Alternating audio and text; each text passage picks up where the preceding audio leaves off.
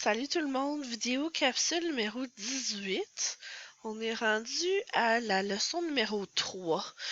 On va voir qu'est-ce qu'on fait avec l'argent. Alors, quand un client nous apporte l'argent, comment on fait pour faire une facture et comment on fait pour recevoir un paiement et ainsi de suite. Alors, on va vraiment voir la facturation et aussi les comptes de banque dans cette leçon. Alors, on va à PC Law.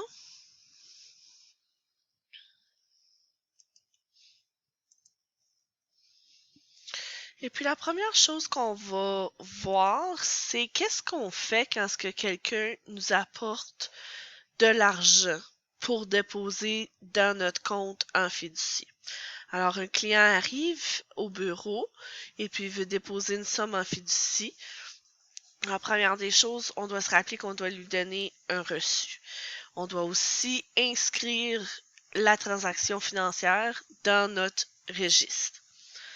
Alors, on peut faire le tout en un en remplissant ce qu'on appelle un trust receipt.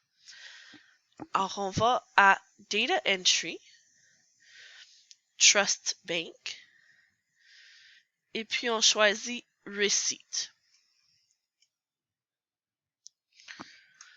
Automatiquement, PC Law va venir numéroter le reçu, mais vous devez confirmer si vous avez plus qu'un compte en fiducie, dans quel compte en fiducie vous voulez déposer les sous. Si vous avez seulement un compte en fiducie, faites-vous pas de soucis, vous allez avoir juste une option. Dans cet exemple ici, PC Law a multiples comptes en fiducie, alors c'est pour ça qu'on a trois différentes options. Alors, après avoir choisi dans quel compte on va déposer l'argent, on écrit le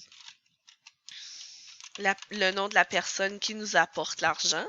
Alors, n'oubliez pas qu'il se peut que ce soit pas nécessairement votre client, mais quelqu'un d'autre. Alors, venir inscrire le nom de la personne. Automatiquement, la date va ressortir. La AR date, alors comme quand on a rentré dans PC Law, la date qu'on a inscrite, c'est la date qui va automatiquement être inscrite dans le reçu.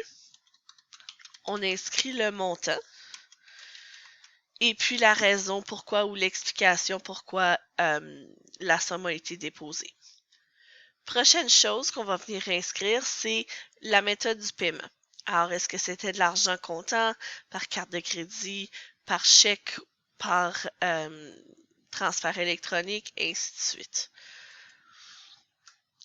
Prochaine chose qui est importante, c'est de choisir le dossier qui est associé. Alors, PC Law ne nous restera pas continuer ou aller à la prochaine fenêtre si on n'a pas inscrit à quel dossier le paiement est associé.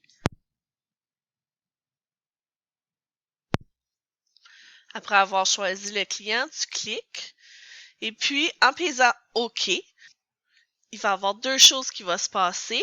La première chose, ça va être que la transaction financière va être inscrite dans le dossier du client et un reçu physique va sortir de l'imprimante qui est associée au reçu.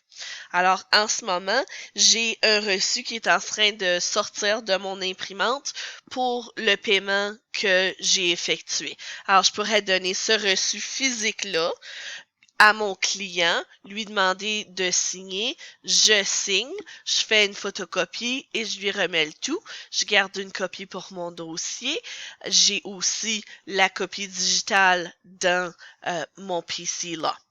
Alors ça complète comment on fait pour recevoir une somme d'argent en fiducie d'un client.